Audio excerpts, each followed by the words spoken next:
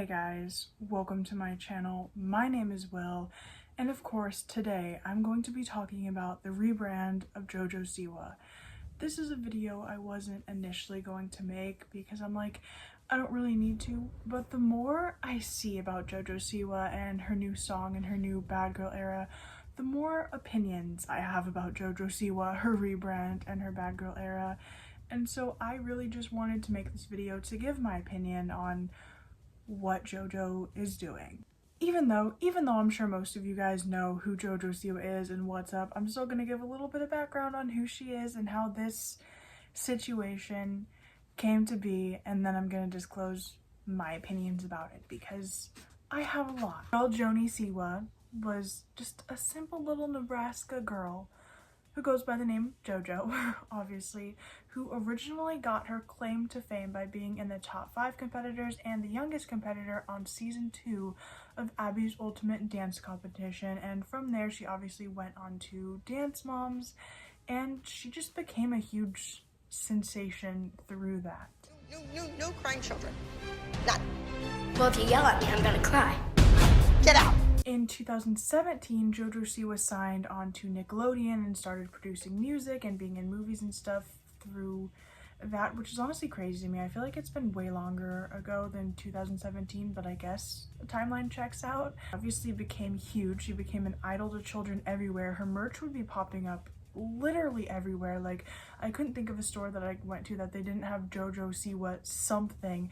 There was dolls, there was like toothbrushes, underwear, anything Jojo Siwa could slap her face on, she did, including when she started driving her own car.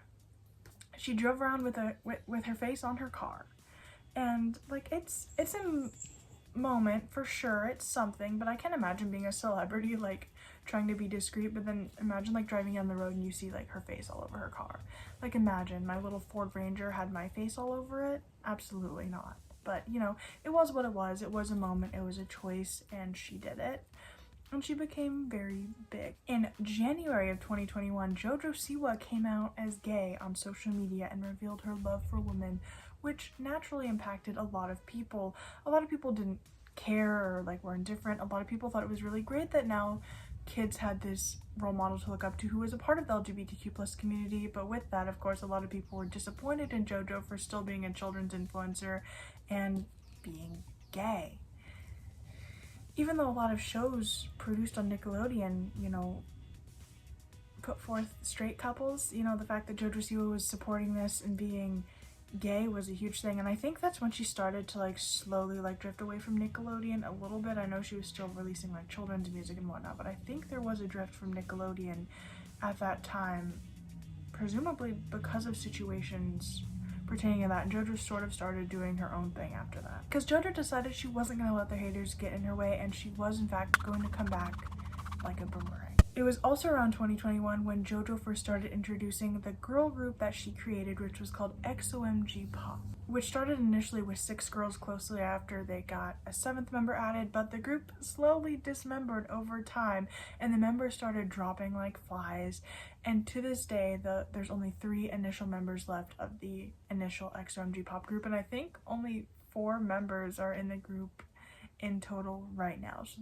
the whole group's really just been, you know, not well, which was probably one of the biggest scandals Jojo has ever gotten in. Of course, there were little things about like her relationships and what happened with her exes, but this is one of the first really big things this past year that has brought Jojo to attention. I'm not going to get into all the details surrounding XOMG Pop because that's not what this video is about at all, but basically a lot of information was coming to light about how Jojo and her mom Jessalyn seriously mistreated the girls of the group, forced them to, you know, work in unfair conditions for very little pay, forced them to perform when they really like couldn't. Literally after one girl had surgery, she was still forced to like get up and perform. A lot of unfair treatment, and a lot of information came to light that Jojo was actually a lot like Abby, obviously from Dance Moms, which was really disheartening to hear because a lot of people previously saw Jojo as like this light of the world, this super inspirational, kind-hearted person, and that image was slowly just shattered. Obviously the allegations from XOMG Pop were denied, but you know, yeah, that was a huge scandal for Jojo. And obviously there's been little things like who Jojo chooses to associate with, like Colleen Ballinger and James Charles, but you know, they were minor skill things. But now Jojo Siwa has gotten into a big girl scandal, and she's decided that she's a big girl now because she no longer wants to be releasing children's music, and instead in March started posting about this huge thing that was going to be happening and this huge shift in the Jojo Siwa universe. So in March, it was when she began posting about her rebrand, teasing that something big was happening and making the announcement that this was no longer for kids, so kids basically needed to scurry. And it obviously left people wondering what the fuck was going on. Of course, there were some inquiries that she was just releasing new music. Some people, including myself, thought OnlyFans. Jojo is releasing OnlyFans. And so basically, Jojo Siwa wasn't for kids anymore, and she was putting out these huge warnings. And was it overhyped? Definitely, in my opinion, yes. But I get it to an extent. As someone who's very clean, obviously, for children, you know, let the children know when your content is switching up.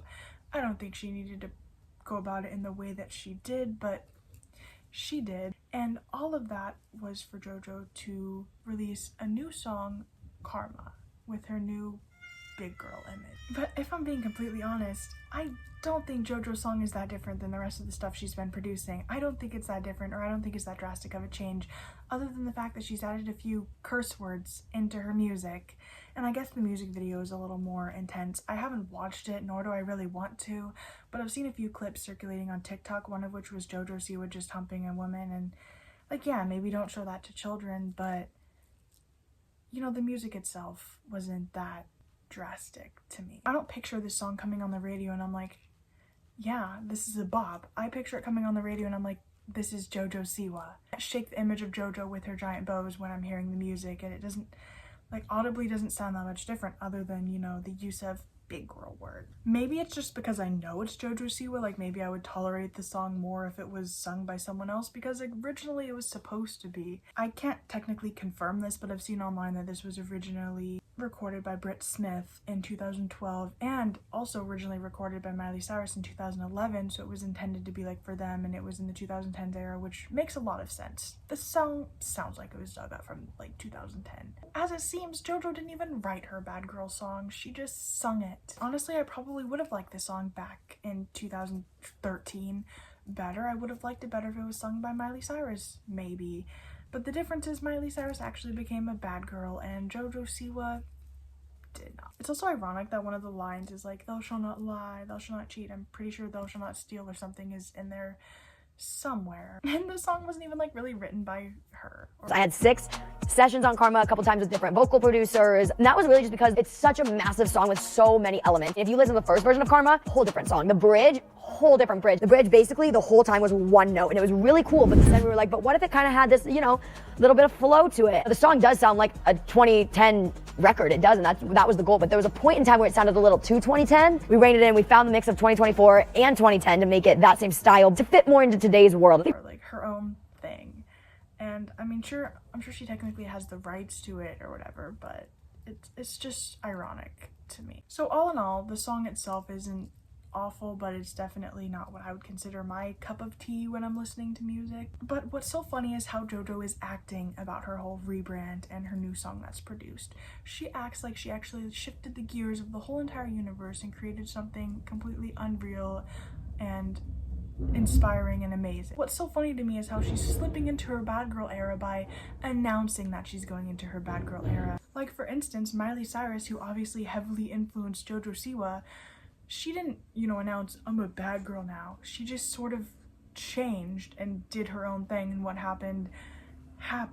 If you're seriously going through a bad girl phase, if you're announcing it, you're not really going through it, you know what I mean? It just doesn't feel like genuine. It just feels like a huge publicity stunt. It just feels like she wants to change her image so hard that she's forcing a change of her image, and it's just kind of given weird vibe. And what's funny is Jojo was huge on like this huge change, and like for her makeup, it was like this Kiss inspired makeup.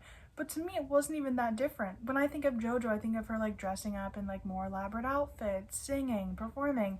That's literally what Jojo Siwa is still doing. She just switched from like rainbows and glitter and like pink to the color black. She's literally still doing like the same exact type of thing that she was doing before, making the change not even that much more dramatic. than it was. But what's made it worse for me and what I find is so funny is the way that she describes herself. She literally has said, nobody has made this dramatic of a change yet. No one has in my generation made this extreme of a switch, and I'm the first in my generation. No one has made this dramatic of a change yet. No one has made, in my generation, this extreme of a switch. And I am the first in the generation. It is very scary, but someone's got to do it.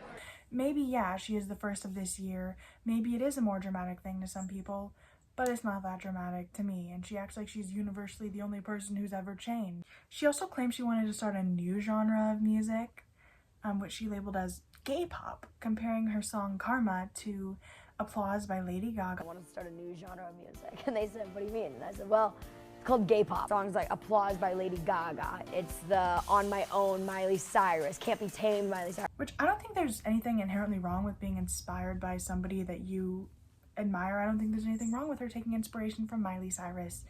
But just wanting to be like Miley Cyrus doesn't make you like Miley Cyrus, and it doesn't mean that you've done something ultra rare and exciting. It's also not really a new genre. Like, she acts like just because she's gay and she's singing this song like she invented this new rare music called gay pop, when she really didn't. I listened to the song and nothing really about it screamed gay to me. I guess the video maybe, because she was with a woman, but the thing itself didn't scream like gay vibes to me. Girls Like Girls by Hayley Kiyoko, gay pop, absolutely. I'd even consider a lot of Lady Gaga's music more gay pop because of how influential she's been to the LGBTQ+ community. But Jojo Siwa, that's not gay pop, honey. Just because you're gay doesn't mean that everything you do is gay. I'm sorry to say it, it's just the truth. It's also funny hearing herself refer to herself as a wild child, literally knowing we saw her sort of grow up as a child, like on Dance Moms. Wild child where, Jojo? Wild child where? I don't know, it just makes me feel weird hearing the way that she describes herself as like this revolutionary change, when to me it's not really that big of a thing. And yeah, maybe it is a little bit of a change to other people. Like, I've seen videos on TikTok of children literally crying because the Jojo Siwa they know isn't really like herself anymore. And that's kind of funny to me. Jojo Siwa, her so ugly. Her don't look like Jojo Siwa anymore. I know, I'm sorry. But she's still ultimately doing the same things. She's just trying to rebrand herself for adults. Also, last time I checked, XOMG Pop was still a thing, and it's like presumably still being ran by JoJo, so she's still technically producing like children's music out into the world, just not by her own means. That's just my opinion though. I think the whole thing is hilarious. I do realize that JoJo is only like 21. She's only a little bit younger than me. She's still finding herself, and that's absolutely alright. Like, I think it's totally fine that she wants to try and shake the Nickelodeon image from herself. I think that's cool. Like, she can do what she wants. It's cool that she's taken the step to realize she wants to grow up and move on and do other things. That's fine. Just the way she's going about it just comes off a little weird. Admittedly though, I do kind of want to be in like in a bar or somewhere someday and just have Jojo Siwa show up and start like performing on the tabletop in front of me. I think that'd be an experience to witness in person for sure. But that's my opinion on the rebrand. I don't think it's that big of a thing, and I think she's making it to be way more of something than it actually is.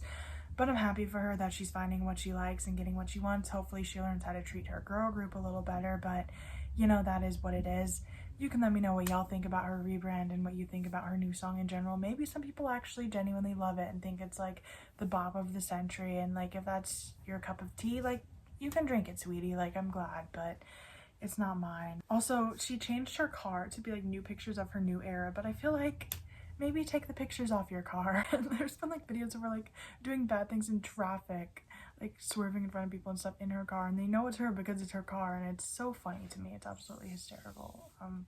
I'm so glad I live in a world where I get to experience drama like this.